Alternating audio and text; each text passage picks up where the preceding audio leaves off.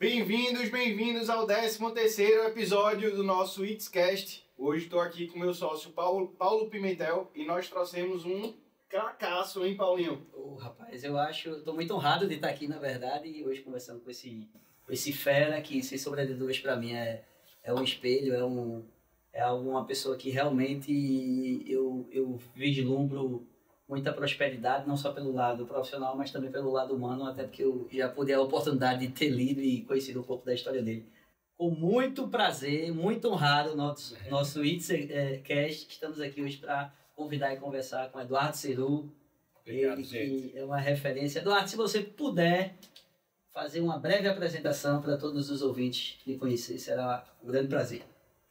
Bom, primeiro, obrigado a vocês dois, Lucas e Paulo, pela oportunidade de estar aqui. Eu ainda não sei o que é que eu vim fazer aqui, então esse programa é intuitivo, né? A gente vai descobrindo ao longo do tempo. Eu vi o que os outros falaram, os outros que foram convidados aqui e tiveram muito conteúdo para fornecer, mas acho que aqui vai haver uma pequena frustração, porque não tenho tanta história para contar, não.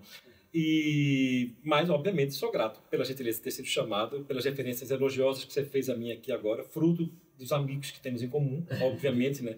Nem de minha mãe eu colheria tantos elogios assim. Mas falar sobre mim não é uma aventura boa, não. Vou falar só rapidamente, porque você pediu para fazer uma introdução, né? O meu nome todo mundo já sabe, é Eduardo Ceru. Eu sou advogado, nascido aqui no Recife. Montei um escritório de advocacia 30 anos atrás com um querido amigo do mestrado, Torquato Castro Júnior. E depois de montar esse escritório aqui no Recife, a gente resolveu, obviamente, desenvolver o escritório, o trabalho da gente a partir de uma lógica que é uma lógica de não concentrar poder e capital, de abrir o escritório para talentos jovens que estivessem com a gente, estagiários e tudo. E nessa estrada, o Torquato terminou saindo do escritório algum tempo depois para se dedicar só à vida acadêmica. Hoje ele é professor titular de Direito Civil da Faculdade de Direito do Recife. Então me abandonou nesse momento da trajetória, a gente continua muito amigo, mas achei que ele fez o que ele queria fazer, então nesse ponto ele fez certo, mas eu sofri muito com a saída dele. E logo depois, essa lógica de ampliar o escritório, né, que nós tínhamos concebido juntos, para trazer talentos jovens e tal, foi a que eu utilizei para fazer com que o escritório crescesse, né? Então, hoje o escritório está em Brasília, está em São Paulo, está aqui no Recife, somos 16 sócios, praticamente todos os sócios egressos dos quadros do escritório, estagiários e advogados muito recentes, tirando pouquíssimas exceções, e temos hoje 200 advogados praticamente na equipe, uma equipe total de 400 pessoas. Moro em São Paulo já há 12 anos, resolvi me mudar para lá numa época em que eu achava fundamental que a interlocução do escritório com os clientes para os quais a gente advogava no Recife, essa interlocução fosse feita localmente, né? Então eu fui para lá numa mudança de vida pessoal radical, fui aos 45 anos com minha mulher, e está sendo uma experiência ótima, né? O objetivo era exatamente fortalecer os vínculos com os clientes que a gente representava no Nordeste, e o desafio seguinte era tentar mostrar para esses mesmos clientes que a gente era capaz de advogar para eles em São Paulo também, nas diversas áreas em que o escritório atua. O escritório é um escritório full service hoje, de alguns anos para cá. Tem todas as áreas clássicas do direito, o escritório full service, menos o criminal, não é, que não entra nessa lógica. E o desafio era esse, né? Falar com esses clientes e tentar se apresentar como um escritório, não mais um escritório de Recife em São Paulo, mas um escritório em São Paulo, na medida em que o sócio fundador estava morando em São Paulo, né? A gente buscava passar essa mensagem, né? É um escritório já local. Muito difícil, obviamente, isso não aconteceu até agora, decorrido de 12 anos, porque apesar de ter 2 filhos nascidos em São Paulo, morar em São Paulo, ter conexões criadas já lá, eu não sou de São Paulo. E ainda que a cidade receba muito bem os que não são de lá, não é exatamente a mesma coisa, porque a advocacia se faz com construções e referências pessoais construídas ao longo de um tempo muito grande, né? Então, eu não consigo concorrer, por exemplo, com um advogado com quem o empresário se formou na faculdade, que foi colega de escola e tal. Essas referências são muito mais fortes. E a gente concorre com isso lá. Mas, decorrido desses 12 anos, eu acho que pelo menos o propósito inicial, que era consolidar a imagem do nosso escritório como um escritório que tinha interlocução local e que tinha essa capacidade de representação de empresas de São Paulo no resto do país, isso a gente conseguiu. E o resto a gente está tentando, né? É um desafio diário, não tem nada construído, não tem nada ganho, não tem glamour não tem as brincadeiras sobre as quais a gente falava que ainda há pouco, não tem cereja no bolo, não existe nenhuma coisa garantida, senão que a gente precisa trabalhar todo dia. Que legal. Eduardo, eu acho a gente vai voltar um pouco para essa tua estratégia, né, de penetração em São Paulo, né, que eu reputo foi uma das melhores possíveis, né? Você e Urbano, quando a gente olha para cá, os que tentaram alçar voo lá foram os que tiveram mais sucesso. Né? A estratégia foi um pouco diferente da dele. Sim. E eu queria que a gente lá na frente trabalhasse um pouquinho mais isso. Pois não. Mas eu acho interessante, né? Você falou aí uma trajetória de mais ou menos quantos anos o Ceru hoje tem? 30 anos. Já o Ceru formal tem 26 anos, né? Que é essa pessoa jurídica que hoje alberga a nossa atividade. Porque, como eu falei aqui, houve um tempo durante o qual Torquato e eu ficamos numa certa clandestinidade, digamos assim, né? Então, depois a gente formalizou a nossa pessoa jurídica. Então, 27, 28 anos, né? Digamos assim, mas uma trajetória total de 30 anos, a gente podia falar. E aí, nesse tempo, né, que é um curto espaço de tempo para uma empresa aqui de Recife, acho que vocês são uma empresa, né, um escritório de advocacia, mas Sim. Pela forma como você gera o escritório, depois trouxe outros sócios que também tiveram poder de gestão, isso é tudo muito diferente, né, de um escritório natural, que normalmente o sócio fundador fica a bandeira e diz eu que mando, eu que... abrir mão de poder é um desafio, que viu? vou tomar a decisão. Eu queria que tu explicasse um pouquinho como foi essa trajetória, né, e quais foram os principais aspectos que na tua visão você tomou como decisões assertivas, né, para ir delegando um pouco essa liderança e ir crescendo. É porque eu acho que a matemática ela não é uma ciência de soma, não é? É uma ciência também de divisão e é uma ciência de multiplicação. E eu sempre intuí que esse modelo de concentração de poder e de capital em estruturas profissionais que devem trabalhar com inteligência e prestação de serviço, esse modelo era um modelo que não funcionava. Era intuitivo isso aí. Você ficar rico, por exemplo, não pode ser uma meta em si de vida. Então, quando você concentra capital, você aplica uma lógica capitalista a um negócio que, na essência, não é uma empresa, ainda que possa funcionar como tal. Por que, na essência, não é uma empresa? Porque eu não tenho nada em estoque, não é? Senão ideias. Então, a prestação de serviço, sobretudo na advocacia, ela tem um outro viés. Então, eu falei, isso era intuitivo. Eu falei, eu não quero ficar escravo disso aqui. Não consigo imaginar ficar rico, concentrando capital e ter as decisões todas nas minhas costas. Eu falo sempre porque eu estou colocando isso aqui depois da saída do Torquato, que fundou comigo o escritório, né, para ser bem leal à história. Então, eu falava, não, eu não quero isso. Eu não quero ficar rico e infeliz, não é, escravo de um negócio como esse. Além do que eu acho que eu não conseguiria crescer tanto quanto se eu conceber um modelo por meio do qual eu abro a sociedade para pessoas que são mais novas, que têm visões diferentes da minha e que podem acrescentar e que vão ficar muito engajadas nesse projeto por serem donas também. Então, a visão foi essa, né?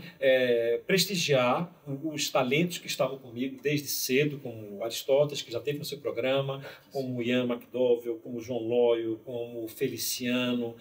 Puxa vida, então, Luiz Fernando Bandeira. Então, pessoas que estiveram comigo desde o começo, outros que entraram depois, outros agora são 16, não vou citar todos, mas todos são muito queridos e são também um outro diferencial sobre o qual eu quero falar depois. Então, essa história foi se construindo dessa maneira, abrindo esse espaço e, evidentemente, como eu falei aqui, dividindo o poder, dividindo capital e dividindo o poder. Nessa estrutura que a gente hoje tem, o meu voto vale igual ao de todos os outros 15 sócios. Cada voto vale a mesma coisa, independente da participação que você tenha na estrutura de capital do escritório. Isso é um estímulo, não é, para a tomada de decisões, para a assunção de responsabilidade e para a percepção de que todos são donos iguais, né? Então, esse modelo terminou sendo um modelo eficiente para poder desconcentrar, né? Um modelo de difícil assimilação pessoal, porque, obviamente, todos somos ensimesmados naquilo que a gente acha que a gente conquistou, né? Eu era dono e deixei de ser dono. Em dado momento eu tinha 100% e não tenho nem perto disso, longe disso, 20, 30, o que quer que seja, né? Você vai abrindo mão ao longo dos anos para que isso se construa. Mas olha, eu estou muito feliz com o resultado disso aqui. De fato, aquela riqueza que eu falei que não conseguiria sozinho, se conseguisse não valeria a pena, também não consegui não, mas assim, dá para viver com conforto, é um escritório que proporciona o que é necessário para a gente viver com alegria e tranquilidade, e também, ao mesmo tempo, assim, dá qualidade de vida, porque na hora que você divide responsabilidade, você divide poder e capital, você divide responsabilidade, você também pode dar as costas, né? Dar as costas significa não só você tirar as férias, mas significa também você poder transferir a decisão, transferir a tarefa, transferir o trabalho de uma forma que vai ser igualmente eficiente, né?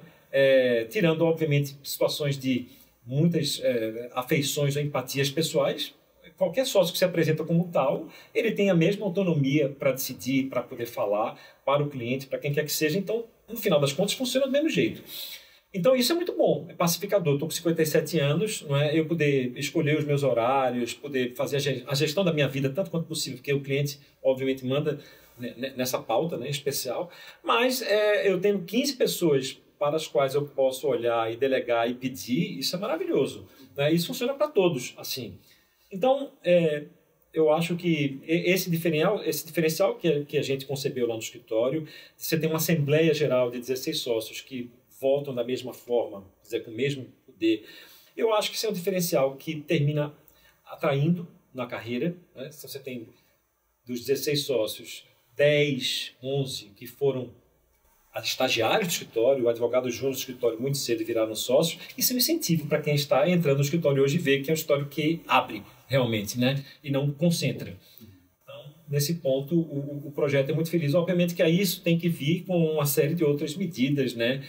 De incentivo à organização societária interna, não é? Como a gente vê uns aos outros. Eu falei sobre dar as costas, e isso é um aspecto importante, todos são muito queridos lá, porque é um ambiente absolutamente cooperativo, esse que a gente desenvolveu no escritório, não é um ambiente antropofágico, canibal, que é um ambiente muito comum em grandes escritórios de advocacia, né? Porque você tem um conceito segundo o qual você ganha aquilo que você produz, mais ou menos assim.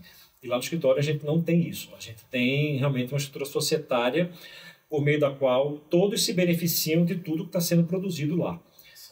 Em cima de todo esse relato, Eduardo, eu acho que eu posso ter algumas ponderações e logo em seguida eu vou até prosseguir com a minha pergunta. Pelo momento foi a sua capacidade de saber escolher pessoas. Eu acho que isso foi um ponto, sem sombra de dúvidas, que foi determinante talvez para chegar onde você chegou hoje, né? Tanto é que são pessoas que estão 10, 15, 20 anos dentro da própria casa. O segundo é a humildade ou talvez a inteligência, percepção de mundo do sentido de sinergia. E saber efetivamente, eu não vou concentrar efetivamente no capital, o capital social da minha empresa todo na minha mão, não tenho uma caneta de decisão de uma forma 100% na minha mão, mas ao ponto que eu vou também transferir essa responsabilidade, eu vou ter também uma certa liberdade de tempo, liberdade intelectual. Gera pertencimento, então isso faz uma retenção muito maior do que os outros escritórios. Compra tempo, né? Você está comprando também tempo, porque tem escala, são outras pessoas que a partir do momento que você está aqui, existe um custo de oportunidade no seu tempo que você está renunciando às outras oportunidades que você poderia estar ao invés de estar aqui, né? Então outras pessoas poderiam estar angariando e crescendo e fomentando a marca do Ceru de toda forma. Mas o que também me chamou a atenção no final da sua fala foi qual é a perspectiva lá dentro. Do ponto de vista cultural, a gente poderia ver que teria uma análise mais competitiva dentro da organização ou uma percepção mais colaborativa, da qual efetivamente eu não preciso tentar me destacar e diminuir o próximo ao ponto de eu ter uma certa percepção ou um certo posicionamento dentro da organização. E dentro desse sistema organizacional como todo do Ceru, que foi ao longo de 30 anos, né, construído, como você vislumbra o Ceru daqui a 5, 10 anos? O que é que você vê e o que é que você efetivamente planeja para o futuro? A gente vem trabalhando com elementos de administração há alguns anos. Um desses elementos que a gente trabalha é o planejamento estratégico, né? Então, hoje, assim, quase nada vem ao acaso, né? Tudo é fruto de um planejamento que, evidentemente, não acontece sempre da maneira como foi imaginado né? Porque tem uma coisa chamada externalidades, né? Na hora que você olha para o mundo exterior, a interferência do mundo exterior na sua vida, você obviamente sabe que você não tem controle sobre aquilo que você projeta e programa. Mas de alguns anos para cá a gente vem se dedicando a tentar programar os passos seguintes do escritório em termos de crescimento, em termos de quantidade de sócios, em termos de equipes, de atuações em áreas de mercado, bases geográficas e tal. Então, a gente vem confirmando o planejamento da gente ao longo dos anos, nesses principais pontos. A gente fez o planejamento até 2025, é o que está em vigor. A gente vai rever esse planejamento no final do ano para projetar por mais 5 anos. Sinceramente, Paulo, assim, eu não consigo te dizer como é que eu imagino que a gente vai estar daqui a 5 anos. Mas não é porque o nosso planejamento não seja capaz de nos dar um quadro. É porque eu acho que a gente está num ponto de inflexão da advocacia em razão de várias mudanças culturais, não é? Estamos falando, sobretudo, por exemplo, das automações, da inteligência artificial, né? Até que ponto isso vai interferir nessa modelagem de negócios, nessa estrutura que os escritórios montaram para atender os clientes? Não sei te dizer, quem quer que arrisca fazer projeção hoje, para daqui a alguns anos, com base no que a gente está vendo de modificações tecnológicas, é uma pessoa muito ousada. Né? Então, eu não tenho essa ousadia, não. O que eu acho é assim, do ponto de vista do nosso planejamento estratégico e do que a gente pode esperar, é fortalecer o escritório como um escritório de atuação estratégica no Brasil inteiro, transcender essa questão da base territorial, né? Sobretudo da questão da origem, porque perceba, quando você se torna um escritório de atuação nacional, como os grandes escritórios hoje ranqueados aqui no Brasil são, ninguém quer saber exatamente qual foi a origem. Se o escritório é de Minas, se é de São Paulo ou do Rio. Por que quando o escritório é do Recife, a gente tem que dizer que o escritório é do Recife? Não que isso nos diminua, isso nos engrandece. Ao contrário, motivo de muito orgulho, mas não tem propriamente relevância.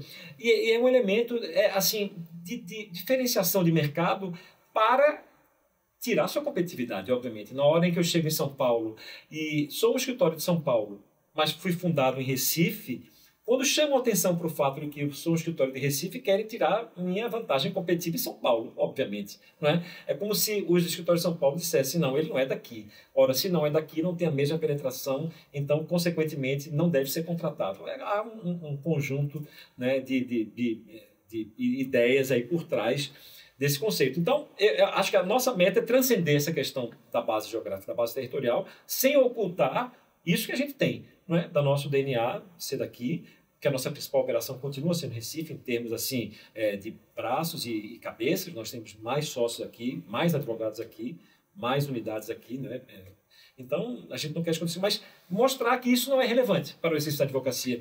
E isso é bem possível hoje, sobretudo depois da pandemia, né, em que essas fronteiras ficaram mais fluidas. Né? A gente tem advogado que trabalha em Campinas, advogado que trabalha em Brasília, advogado que trabalha em outros lugares, e assim, o híbrido permitiu isso também.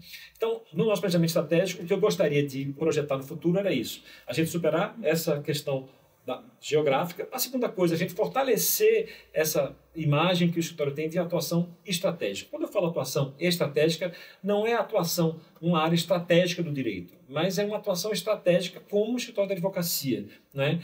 Que valoriza determinadas coisas, não é? Determinados fatores e elementos que não são os recorrentes. Não é? Então, isso de valorizar a lealdade nas relações pessoais, isso opera uma dupla dimensão, uma dimensão interna nas nossas relações com as nossas equipes, na relação com o cliente. Né? Eu acho que isso aqui é um dado fundamental. Só é capaz de manter lealdade nas relações pessoais quem gosta de prestar serviço. Porque gostar de ser advogado é uma coisa abstrata. Né? Não é verdade? Não é? Você tem que gostar de servir as pessoas, atender as pessoas. Você tem que gostar de ajudar. E de outra forma, é o que a gente faz. É uma contribuição. Ela pode ser imediata para a empresa aqui, ela pode ser imediata para a sociedade, mas é contribuir. Então, quem gosta de advogado tem que gostar de pessoas, tem que gostar dessa conexão. E valorizar isso da lealdade significa ter como pressuposto gostar disso aqui também, obviamente. Né? Porque se você gosta, você quer perpetuar isso que você faz, né? Quer eternizar tanto quanto possível. Então, a lealdade é um referencial muito forte. Então, eu gosto de ressaltar isso. Por quê? Porque essa lealdade que opera nessas duas dimensões, interna e externa, na relação nossa com o cliente, ela é um dado muito legal, não é? Que a gente tem colhido ao longo dos anos, esse retorno do cliente. O escritório não tem ex-cliente, não é? Porque quando o escritório erra, o escritório é o primeiro a dizer, erramos. Então, essa lealdade passa por aí, olha, assumimos essa responsabilidade, isso aconteceu, peço desculpa. Saber pedir desculpa, saber reconhecer que a gente erra, assim, exige muitos anos de divã, não é? É difícil. Uhum. Isso não é uma humildade genuína, pode até ser, pode até não ser, como uma virtude humana, mas é porque é difícil, né? Nós fomos forjados a acertar, a ganhar, não é? Então, chegar a dizer, puxa, desculpa, errei isso aqui e tal, é uma coisa que supostamente nos diminui, né? Eu acho já diferente. Eu acho que na prestação de serviço, sobretudo na advocacia, se você tiver essa capacidade, né, de reconhecer seu erro e se prontificar a consertar e ser o primeiro a anunciar ao cliente que o erro aconteceu, eu acho que você fortalece seu vínculo com o cliente nesse campo da lealdade. Que eu acho que, no final das contas, talvez seja o que é determinante para manter uma relação. Porque perceba, quando o cliente contrata você, ele não quer saber do seu saber jurídico, né? Ele pode até ter ouvido falar do seu conhecimento, da sua técnica e tudo mais. Para ele chegar até você, ele já veio de alguma maneira um pouco vendido, né? O que é que vai determinar que ele vai continuar com você? Certamente não vai ser o valor de honorários que você vai cobrar, vai ser o tipo de relação que você desenvolve com ele. Então, você não precisa ser um grande jurista para ser um bom advogado, efetivamente, né? Porque o conhecimento jurídico suficiente é necessário para poder viabilizar a prestação de serviço. O que é efetivamente o diferencial é você conseguir essa conexão com o cliente, né? E ela pode se dar de várias formas. A nossa é por meio dessa lealdade, né? Que a gente acha super importante, essa transparência no trato com o cliente. E outras pessoas trabalham o lado social, o contato com o cliente, fortalecimento de vínculos dessa maneira e tal. Tem várias formas. A nossa é essa. É assim, buscando sempre uma qualificação técnica e prezando por essa transparência na relação. E por isso a gente tenta buscar essa relação mais longeva. Esse posicionamento me chamou muita atenção, na verdade, porque é o seguinte, principalmente na advocacia, e isso até é uma forma, um viés comportamental, vamos dizer assim, que é exatamente a forma que você fala para as pessoas, que é o efeito frame, vamos dizer assim. As pessoas têm aversão à perda, né? Então, se você, muitas vezes, quando diz, olha, você ganhou 10% ou você perdeu 10%, a sensação de comportamento, de sensação, é muito pior quando ela perde. Então, um advogado, isso é a teoria da perspectiva, tá? Então, um advogado, você ter uma humildade, lealdade suficiente para chegar e ter a transparência necessária e dizer o seguinte, eu errei e vou resolver desta forma, é um tanto quanto desafiador, louvável, principalmente para a nossa profissão e principalmente também para a teoria da perspectiva que as pessoas vão ter. Sim. Né? Então, você vai ser o melhor. Eu costumo dizer a todo mundo que não queiram tomar os holofotes lá no escritório inteiramente para si, porque no momento em que você está acertando, você será o mais aplaudido possível, mas também a partir do momento que você... Nem o acerto, nem o... Você a gente não pode ficar nem no acerto, nem no erro. Claro. E nem comemorar muito. Comemora, beleza, passa. Sem dúvida. Isso é efêmero. E o outro ponto interessante é justamente a questão da confiança. Né? Porque, veja... Que a gente pega...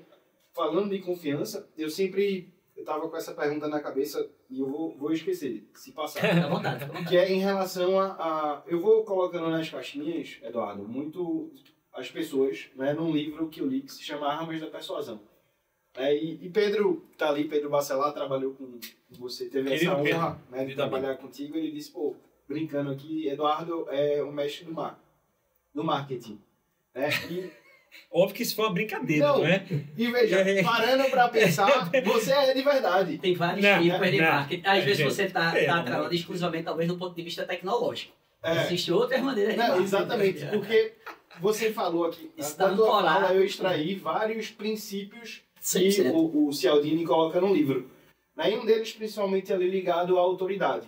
Né, que, na minha visão, o CERU é um dos escritórios que melhor trabalha a autoridade, né, como um todo. Vocês estão sempre ali escrevendo artigos, sempre colocando-os na mídia, não só na tua pessoa, mas de todos que trabalham lá. Você sempre incentivando eles na academia. Aristóteles, doutor e um cara referência na parte tributária. Né? Então, isso é muito intuitivo ou, de alguma maneira, você entendeu lá atrás que essa questão da confiança, né, ela é muito maior do que a questão puramente técnica em si. Você falou aqui algo bem interessante, né? Que o advogado ele não precisa ser um gênio Mas ele precisa ser um gênio da relação humana.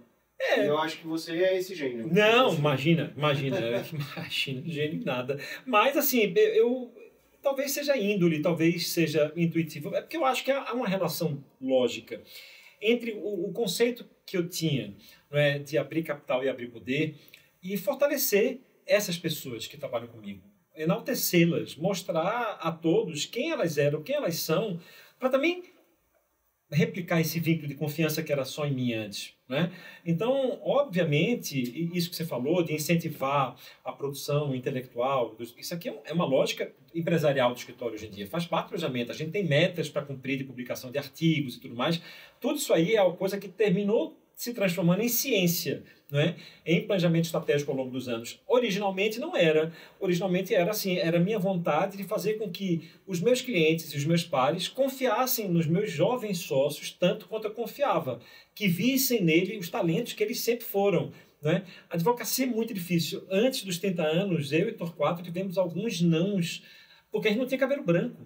A gente recebemos... Estou aí nessa parte. Mas nós recebemos... Pois é. Mas é um sofrimento. É um sofrimento. Deixa a barba crescer. Que barba?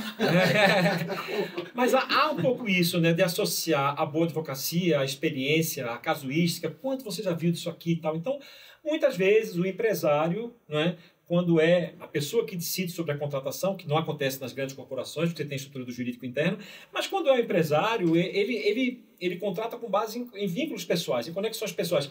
E a aferição que ele faz da experiência do advogado, muitas vezes é com base na idade. O que é uma loucura, mas acontece, né?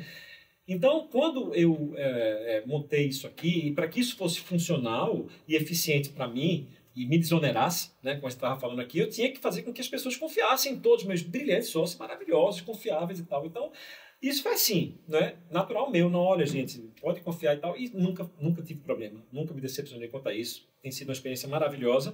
E quando a gente transformou isso em planejamento, quer dizer, o que é que os sócios têm que fazer para que eles busquem o seu espaço, como todos eles vêm buscando em suas áreas, é isso, não é um pouco de investimento em academia, um pouco de investimento em segmentos de atuação, em entidades de classe, em ambientes corporativos. Então, existem vários, não é? Nós somos 16 no escritório. Tem metade desses aqui, metade de nós gosta de mestrado, doutorado, estão na faculdade, a outra metade gosta mais de uma profissionalização que não é acadêmica, não é? Tem mais uma vocação para estar presente em ambientes sociais, em conexões com empresários e tudo. Então, esse mix é o que viabiliza tudo. E que cria esse ambiente colaborativo a que você se referiu antes no começo, que é esse que a gente incentiva no escritório e que só é viável porque, do ponto de vista econômico, a solução que a gente tem para os honorários é uma solução que permite com que todos aufiram de todas as áreas. Se isso não fosse assim, né, cada um ia ficar preocupado com o seu quinhão, com o seu feudo lá dentro do escritório. A gente não tem isso. Então, também só é possível isso aqui se você, nesse processo de abertura, de renúncia a que eu me referi, se você consegue genuinamente renunciar também à concentração de capital, que foi o que eu fiz, né? Para que todos ganhem e se sintam felizes, né? É uma fonte de conhecimento aqui, no momento que você fala, porque eu consigo, na verdade, materializar algumas questões aqui. Pois não. O primeiro momento aqui, veja, qualquer tipo de vendedor ou as pessoas que relacionam, ele tem que ter interesse ou no seu produto ou em algo que você vai dar em troca. Então, no caso da advocacia, seria um produto, o serviço em si. Né, da solução de um problema. Se eu não tiver problema nenhum, teoricamente, eu posso ter a melhor relação do mundo com o advogado, eu não vou precisar dele para nada. Precisaria ter um produto. O segundo ponto é exatamente o que você estava falando, que é a confiança. A confiança na pessoa em si. Confiança e que essa pessoa terá algumas habilidades, vamos dizer assim, alguns atributos inerentes, como você bem pontuou aqui no sentido da integridade, honestidade, mas também do ponto de vista da autoridade também intelectual e a capacidade que você vai ter de resolver aquele determinado problema no qual o possível vendedor, enfim, receptor o comprador, na verdade, está procurando. Mas o terceiro ponto que em todas as suas falas você se referiu, que é, não basta o comprador querer o produto e confiar no vendedor, ele tem que confiar na empresa. Isso. E o que é que eu identifico muito aqui? Que você entendeu, acho que não foi de forma empírica, mas vamos lá dizer assim, tem sido, que foi de transferir a confiança que as pessoas têm em você e delegar justamente para toda a sua rede de a marca e não só é Eduardo Ceru. Isso. Não, e justamente por ter, no meu ponto de vista, tá modéstia à parte, a humildade e percepção de vida que você não está sob o controle de tudo, porque tem justamente as variáveis externas, que é o que a gente estava comentando agora há pouco, que não tem como projetar, talvez o meu escritório é a economia daqui a 5, 10 anos, justamente porque estamos nesse momento de inflexão no qual eu concordo inteiramente.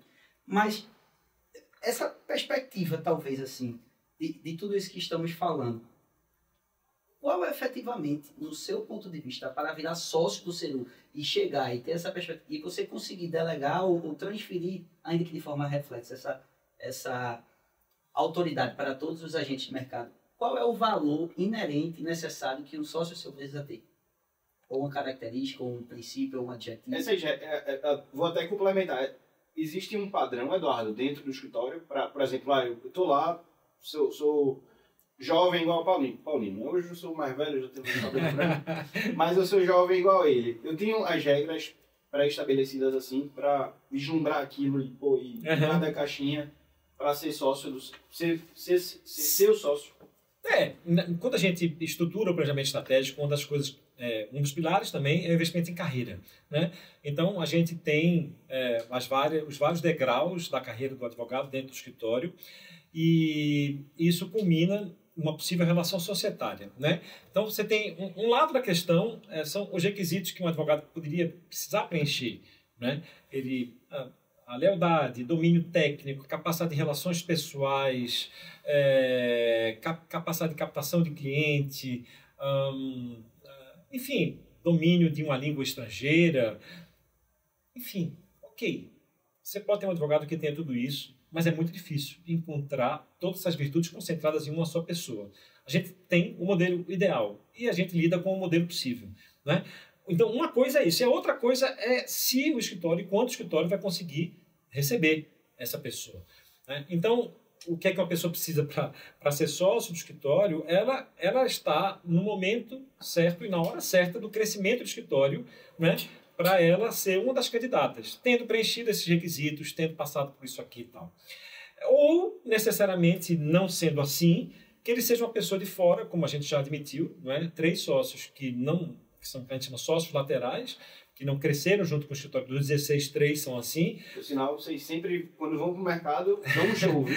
E foi Fabrício, que foi o melhor professor do curso da gente de LGPD. Craque, maravilhoso. Bruno Musi, craque. que é outra referência. E Bianca, nossa sócia da área trabalhista. Os 3 egressos de outros escritórios, de outras histórias, e que a gente pessoas nas quais a gente identificou, tanto essas características desses valores todos a que eu me referi, como diferenciais competitivos em relação a características que nós tínhamos, né, que poderiam agregar valor ao escritório, cada um da sua forma e no seu momento, tanto o Fabrício, quanto Bianca, quanto o Bruno Musi.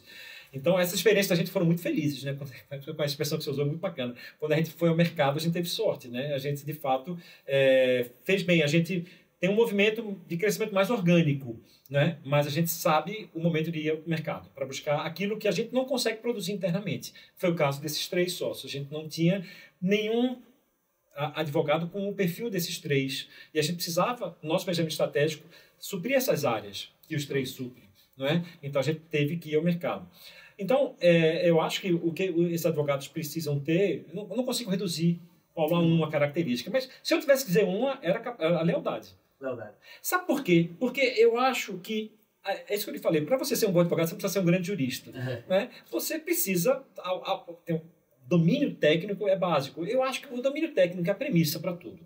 Se eu estou falando de igual para igual, com uma base dogmática semelhante, não tem nem conversa.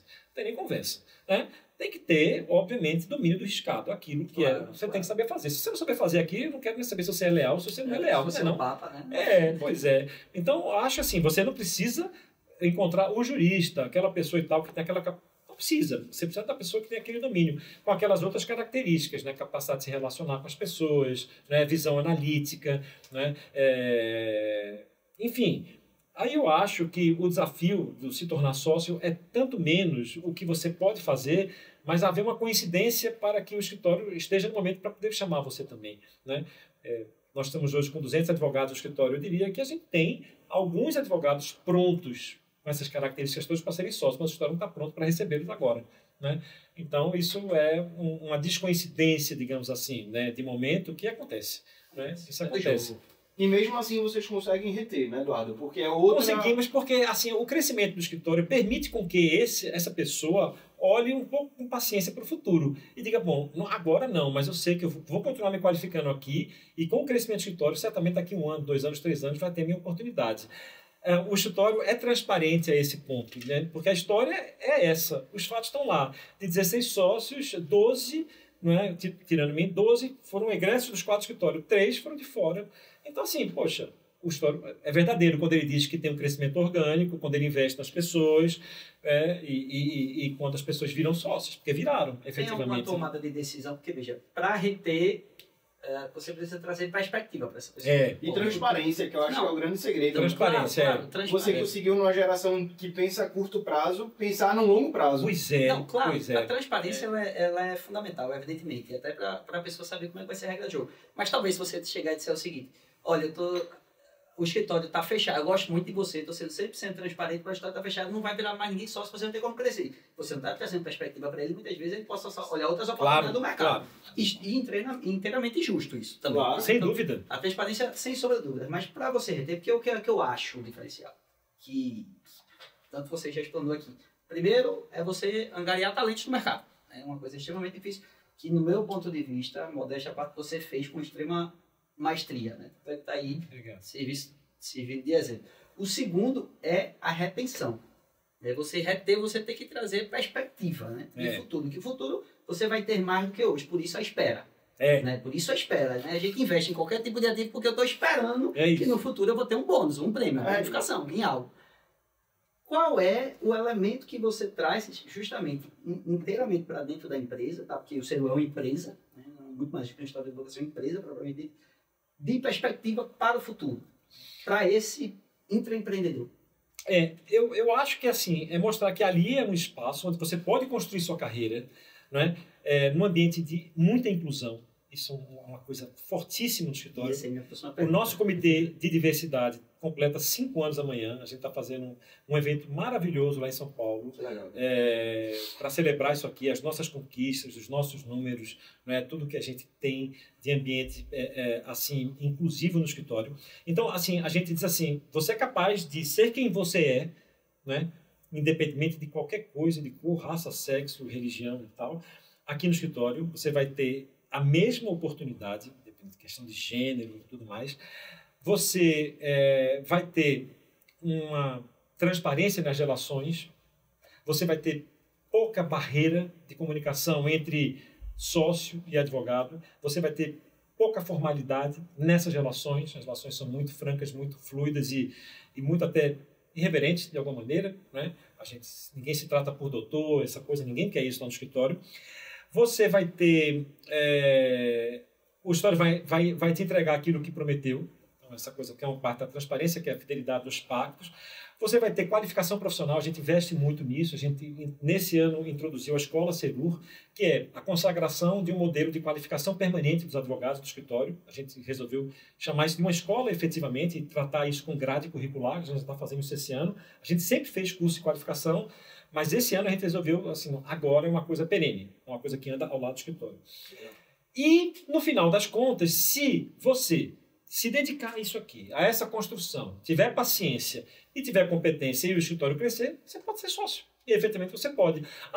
Quer dizer, então, que os 200 que estão lá, 200 podem ser sócios? Eu digo, bom, no mundo ideal, é possível. Daqui a quantos anos, não sei, haverá outros 200. No mundo real, a gente não sabe, não é? Mas a gente sabe também que nem sempre as carreiras se constroem dessa maneira. Nem todos têm o mesmo nível de ambição, obviamente. Concorda? Sim. Porque assim, a ambição traz pressão interna. Não é? Então, se a pessoa tem essa ambição, que é muito bem-vinda numa estrutura como essa, tem que ter pessoas ambiciosas. Por outro lado, tem que ter pessoas que também não têm essa ambição, porque isso apazigua essa pressão interna, não é? Para tornar um ambiente colaborativo. Para tornar um ambiente colaborativo. Então, tem que saber onde é que a gente pode entrar. Você usou uma expressão aqui, Lucas, as caixinhas, né? Então, assim, as pessoas cabem também em certos lugares. Nem todos estão para ser líderes, nem todos estão para ser chefe, nem todos estão para ser coordenador, porque não querem, é exato, é opção de vida, não é? Ou reconhecimento da ausência de uma determinada característica, ou de falta de vontade. Né, gente? Tem gente que hoje não quer transar, imagina. Avalie ser sócio escritório, Isso né? é um bom exemplo. exemplo, né? Tá, muita gente hoje, tem uma geração, hoje os psicólogos comportamentais estão estudando o porquê de uma geração não querer mais transar, não é? Então, se você não quer transar, avalie que é ser sócio, trabalhar, ser sócio, ter a pressão de ser sócio, de você viabilizar o seu sustento, porque ser sócio, em uma medida, é você ser responsável pelo seu destino, né? É verdade. Não é? Assim, não tem mais olerite, não tem mais contra-cheque, tem nada garantido no final do mês, não tem nem final de mês. É assim, é tudo fluido. Tem o dia a dia e matar um touro todo dia para viabilizar o sustento. Que massa. Né? Eu queria te perguntar agora o seguinte, você é uma grande inspiração para nós, né, para a nossa geração. Estamos precisando procurar melhores modelos para vocês dois. Viu? Realmente precisamos. Estou triste aqui com isso. Não, eu sou uma inspiração para vocês estão assim... Eu posso indicar outras inspirações melhores para vocês aqui, ó. Então daqui a pouco a gente vai estar fazendo nos Estados Unidos. Não, você é inspiração, porra. Até para pessoas que me inspiram, como o Carlos Carter. Eu tô brincando. Carlos, pronto, é uma ótima inspiração. Querido amigo. Queria lhe ouvir também. Um craque. E eu queria saber o contrário, Eduardo. Quem é que te inspira? Né? Quem é que te inspirou na carreira? Olha, eu sou um iconoclasta, viu? Eu não sou uma pessoa de ídolos, não. Do jeito que eu não gosto de ser reverenciado, idolatrado, e não sou, né? Ainda bem, eu também idolatro e reverencio muito pouco. Eu tive essa formação peculiar de começar o escritório com um amigo sem ter uma história da advocacia. Meu pai era médico de formação e empresário. Então, eu não tive isso que é o modelo do advogado em casa. Na verdade, eu tive a antítese do modelo, porque eu vi meu pai precisar de advogado na minha infância e na minha adolescência, e vi como ele se relacionava com os advogados e vi exatamente como eu não queria ser um advogado, né? Que tipo de advogado eu não queria ser. Vi ótimos exemplos também, mas ninguém foi uma inspiração. Eu tenho que ser muito honesto, porque é muito bonito, né, eu dizer, olha, fulano de tal me inspirou. Eu conheci advogados maravilhosos ao longo da minha carreira, mas infelizmente eu não tive para quem olhar e para me espelhar, não é? Isso foi um desafio, Até no começo da advocacia, eu falava para o Torquato, puxa vida, e como é que a gente vai, para quem a gente vai perguntar? Não tinha chat GPT, né? Não tinha nada. Não, aí assim, a gente estuda, vamos estudar, e a gente sempre estudou muito. A resposta está nos livros, quase sempre. A resposta da vida não estão. Mas a ausência de um referencial de advogado, para mim, fez falta, né? Para Torquato menos, né? Porque ele tinha o pai dele que era um grande advogado. E eu não posso usar o pai dele como referência para ele, porque eu não conheci. Uhum. Né? Então seria um estelionato. Né? Eu acho que, na verdade, a palavra propriamente não seria ídolo. A palavra não é ídolo. A palavra é mais ou menos o seguinte. Inspirações, você sabe. Pois é. E querendo ou não, o livro, você quer um meio mais legítimo, melhor do que você estar lendo um livro de alguém, porque você está conversando com a pessoa. Mas olha, os livros que eu lia e que eu li na minha vida não eram de grandes advogados, poderiam ser de grandes juristas. Pontes de Miranda, por exemplo, né? Você lia a coleção de Pontes de Miranda, era maravilhoso e tal. Mas assim, não sei quem era a persona do advogado Pontes de Miranda, não sei sobre a advocacia dele, que não advogou. Então, assim, não poderia ser uma inspiração para mim, nessa medida. Não teve, realmente não teve. O que eu posso dizer, isso é muito verdade, meu pai, como empresário, precisou contratar advogados na vida. E contratou vários advogados. E eu nunca me preocupei em transformar esses advogados dele, maravilhosos advogados que ele teve, uns melhores e outros piores, obviamente. Eu nunca transformei esses advogados em referências para a minha atuação ou como inspiração. Né? Isso te inspirou a se tornar advogado ou não? Não. O que é que te chamou a atenção? Porra, você eu acho que sempre, desde muito cedo eu achava que quando eu soube o que era a profissão do advogado, que era essa pessoa que ajudava as pessoas a se defenderem, não é, da lei ou contra a lei, eu achei que isso era interessante. Eu comecei a gostar dessa ideia, né, de conversar, de argumentar. Eu gosto muito de conversar, né? Eu gosto muito de ouvir, mais do que de falar até. Né? Talvez tivesse ter sido psicanalista, né? Que por isso você é um grande vendedor, viu? Um grande vendedor não é o que fala muito. Eu gosto muito de ouvir. Eu gosto muito de ouvir e de interagir com as pessoas num plano em que a gente possa usar assim, a verdade e a lealdade como motor, né? Mas gostando muito de ouvir, eu gosto muito de me comunicar, efetivamente. Então, essa coisa da persuasão que você se referiu no começo, tem um pouco isso. Eu gosto muito de provar meu ponto de vista. né? O Evandro Lins e Silva tinha uma frase que dizia: o bom advogado é aquele que sente gosto de sangue na boca, né? Que gosta de ganhar. Mas esse ganhar, ele tem várias perspectivas. Várias perspectivas. Isso exatamente. Exatamente. Então, a plurivocidade aqui tem vários significados, esse ganhar na advocacia. Eu não atuo mais no contencioso, por exemplo, eu atuei muito tempo da minha vida, atuo só no consultivo. No consultivo eu quero ganhar. O ganhar no consultivo é você conseguir mostrar a sua solução de negócios, não é? Numa operação de reestruturação societária, de planejamento sucessório, é você conseguir mostrar o seu ponto de vista, convencer o seu cliente de que aquela é a melhor solução negocial, que tem várias perspectivas aí, né? No contencioso é ganhar o seu recurso, é obter seu efeito suspensivo no agravo, é ganhar sua apelação na sustentação oral no tribunal, tudo que eu já fiz muito na minha vida. Então, esse ganhar é muito bom, mas no final das contas, o que eu sempre gostei desde pequeno, quando você pergunta por que é que eu quis advocacia, é que eu sempre gostei de discutir ideias, né? E aí, assim, associando o gostar de discutir ideias, de me comunicar com as pessoas, com a viabilidade do sustento real, no mundo concreto, real, né? assim, acho que a profissão que mais se assemelhava era a advocacia. Eu não penso em fazer outra coisa, nunca me pensei em fazer outra coisa, muito embora ache linda a profissão de medicina, por exemplo, em outro mundo, em outra vida, talvez desejasse ser médico, que também lida com essas coisas todas, ou deveria lidar, né?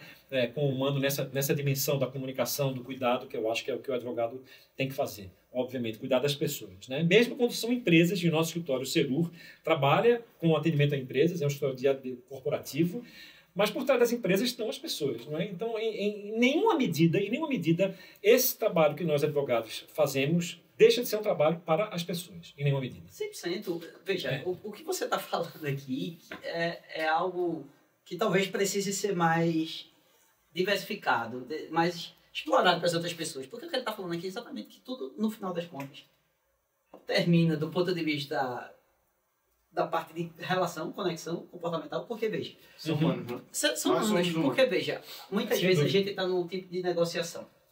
Aí, esse tipo de negociação, e aí eu estou querendo chegar relativamente a um determinado preço, e você quer outro preço, sendo que até por uma questão de necessidade, enfim, daquele contexto, a gente termina no preço que eu desejo. Mas se terminar, e aquela pessoa que eu estou negociando sair da mesa, e ele ter a perspectiva de dizer, nunca mais eu vou fazer qualquer tipo de negócio com o Paulo Pimentel, eu perdi. Sem dúvida. Eu perdi. Eu perdi. Mas do ponto de vista, talvez, bruto ou ignorante, como dizer, a pessoa até acha que venceu. E para você perceber como é o vencer da relação. O que é, na verdade, vencer? É simplesmente você encontrar aquele ponto de interseção entre as partes. Né? Congruente. Que, teoricamente, alguma das partes pode ceder a algum determinado parcela, ou a outra pessoa tem a perspectiva que cedeu, porque muitas vezes a pessoa utiliza essa característica para dizer que não perdeu, né? Sim, claro. Sem dúvida. A gente tem mais duas perguntas. Eu vou te deixar fazer uma e você dessa vez eu vou fazer a última. Tá. Para Eduardo. Eduardo, se você pudesse escolher um momento de virada de chave na sua vida profissional e pessoal, qual seria? Caramba, nunca fizeram essa pergunta antes, não. Tem que pensar, quantas horas a gente tem? Bom, eu acho assim, o momento de virada profissional da minha vida foi o começo da minha carreira. Eu acho assim, engraçado, porque eu saí de um nada, de um ser nada para ser um advogado. Então, eu acho que o primeiro foi esse, né? Me apresentar realmente a essa persona do advogado, logo cedo na minha carreira. Eu acho que isso foi um marco, né? Assim, você enfrentar a concretude da sua decisão, dessa que você construiu ao longo da sua vida, dos seus porquês, né? Por que advogado, por que não médico, por que não arquiteto, por que não bombeiro, por que não jornalista, por que não engenheiro, enfim. Então, enfrentar essa concretude, né? E assumir os desafios inerentes a ela, a partir do momento eu acho que isso já foi uma grande mudança na minha vida. Assim, profissionalmente eu não conseguiria dizer um outro momento. Acho que assim, quando Torquato, meu querido amigo sócio, disse: quero sair do escritório para poder me dedicar à faculdade de Direito do Recife, eu falei: meu Deus do céu, perdi você para a faculdade. Foi um momento difícil, mas ao mesmo tempo talvez nessas dificuldades que a gente construi as melhores soluções, né? Torquato era meu sócio único, éramos só nós dois. Nessa época já tinha maravilhosos estagiários e advogados, Aristóteles Câmara, que já veio aqui no seu programa, Ian McDowell, João Lloyd Meralins. Nessa hora, eu disse assim, agora eu tenho que acelerar esse processo de desconcentrar, porque eu preciso realmente confiar e trazer essas pessoas aqui, porque eu não quero ficar sozinho nunca, não é? Eu quero trocar ideias, eu quero virar as costas, como eu usei aqui essa expressão. Então, a saída do Torquato foi um ponto, assim, difícil, né, da minha carreira profissional, de reconstrução. E ele está super feliz, eu estou super feliz, então foi muito bom para ambos, a gente sempre se encontra, está sempre junto, ele não se arrepende, não é? E eu gostaria que ele se arrependesse, porque sempre gostei que ele voltasse para cá. Eu disse, mas você está arrependido? Não, e tal, mas não, ele está feliz, hoje é diretor da faculdade, venceu uma eleição maravilhosa, está indo super bem, é um professor brilhante, carismático, incrível, uma pessoa de grandes virtudes, um patrimônio daquela faculdade, então ele está onde ele deveria estar, realmente. Você vê que cada um tem a sua caixinha, né? Pois é, isso que você usou aqui, essa expressão funciona para isso. Então, assim, eu não sei se eu respondi a contento, não sei o que é que você tem de expectativa em relação a isso, de vir algo bombástico, assim, né? Não teve não. Foi isso. Eu acho que isso todo dia tem uma novidade, todo dia tem uma construção e tudo. Eu acho que é uma história que me deixa muito feliz. Eu tenho certeza que todos que estão comigo hoje no escritório, todos os sócios, também são muito felizes. Eu acho que isso aqui é um dado importante para um programa como esse de vocês aqui, né, que tem muitos ouvintes em fase de formação. É não renunciar em nenhum momento da vida à felicidade que o trabalho pode proporcionar. Acho que o trabalho da advocacia é um trabalho que, como qualquer outro, tem que envolver isso aqui. Tem muita gente que diz, imagina, se trabalho fosse para deixar a gente feliz, não era trabalho e tal. Mas eu não penso desse jeito, não. Não penso de jeito nenhum. Acho que você tem que gostar do que você faz, né? Gostar dos resultados, gostar do processo. Obviamente, sabendo que é trabalho, aquilo tem um senso de obrigação. Mas todo mundo tem que se obrigar a alguma coisa na vida, não é? A gente tem que se sustentar, que se alimentar. Então, o trabalho é nessa dimensão o que viabiliza seu sustento. Nessa medida, ele é obrigação.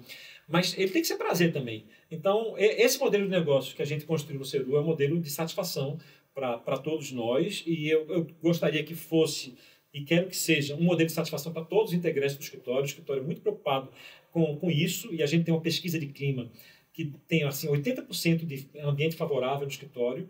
Eu acho isso maravilhoso, né? 100% não existe, porque a unanimidade é burra, então a gente não conseguiria isso nunca.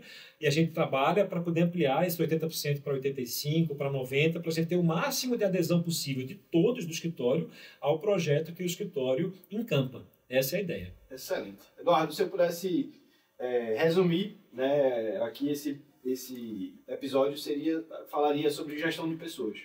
Eu acho que o teu sinônimo é trabalhar muito bem essa gestão, né, de cuidar de pessoas. Obrigado. Como você cuidou, a gente deu um exemplo aqui de uma funcionária sua que recentemente, infelizmente, faleceu, né, mas que te acompanhou. Querida Jacilene. Jaci. Fabíola também do financeiro. Isso. Já me passou aí. Mais de 20 anos com isso. Você consegue não só escolher muito bem as pessoas que vão te acompanhar, né, como elas também conseguem te escolher pela pessoa que você é, e eu tive uma pincelada disso no nosso trato inicial ali. Você realmente deve ser uma pessoa muito fácil de conviver. E a minha... Depois a gente toma um vinho para... Mais ou menos, Ju. Sou não, viu? Para eu ratificar. Não sou essa peça boa aqui, não. Talvez eu tenha passado a impressão errada. Mas a pessoa não ia ficar lá tanto tempo. As pessoas não iam conseguir se você não fosse um cara agradável, né? E tudo mais.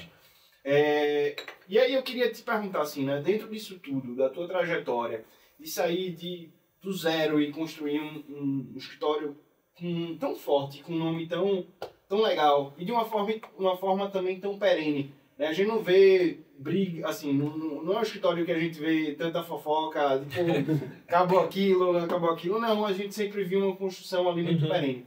Quais são as 3 habilidades para uma pessoa que também sonha, né, que está lá no início, talvez, escutando a gente e vê, esse cara eu não conhecia ele, mas que cara fenomenal. Né? Quais são as 3 habilidades que você acha que você teve para sair do zero e hoje ter um escritório tão forte?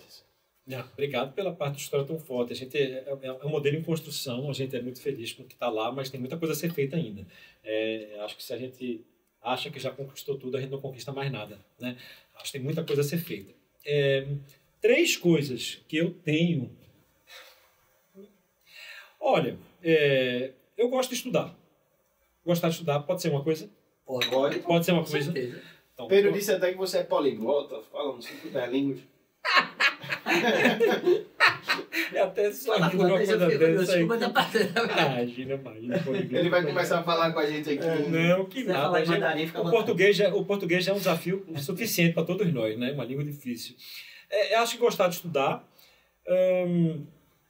gostar de pessoas, Sim. gostar de pessoas e gostar da vida. Eu acho que assim, você tem que gostar da vida, né? Pelo que a vida proporciona a você, mas sabendo o que se pode esperar, né? Do que a vida terrena proporciona para a gente. Então, não renunciar à alegria, né? À felicidade, como eu falei. Eu acho Ser que grato, assim, né? Ser é grato. grato, né? Não ter rancor. Estou falando mais coisas do que você falou, né? Eu acho que não ter rancor é uma coisa importante. Eu falo sempre lá. Eu acho que a pessoa guardar rancor, mágoa, o arrependimento, isso aí não movem a gente, não. Eu acho que você tem que ser livre disso, né? Até quando a gente erra, eu acho que a gente tem que ter a capacidade de, bom, tá errado já, mas isso ficou no passado e não vamos ficar remoendo isso aqui.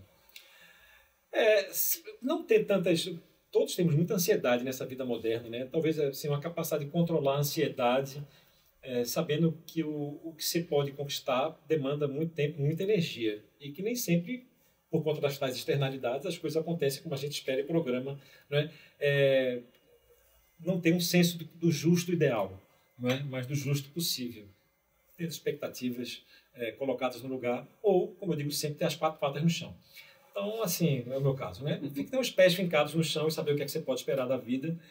Eu falei muito mais coisa do que as 3, não consegui resumir. Eu sou uma pessoa que adora resumir, eu gosto de ser objetivo e analítico, odeio prolixidade, odeio textos longos, odeio petições longas, odeio falas longas. Você me pediu 3 coisas, vou tentar botar as 3 aqui agora. Gostar de pessoas, gostar de estudar e amar a vida. Excelente. Senhoras e senhores, Eduardo Ceru, fechando aqui nosso 13º episódio Obrigado do a Blitz. vocês. Obrigado, Eduardo. Muito obrigado. Foi uma honra Obrigado, tê-lo Paulo. Eu A agradeço honra foi toda minha. imensamente, viu, Eduardo? De verdade, foi um grande aprendizado. Obrigado, gente. Volte sempre. Obrigado.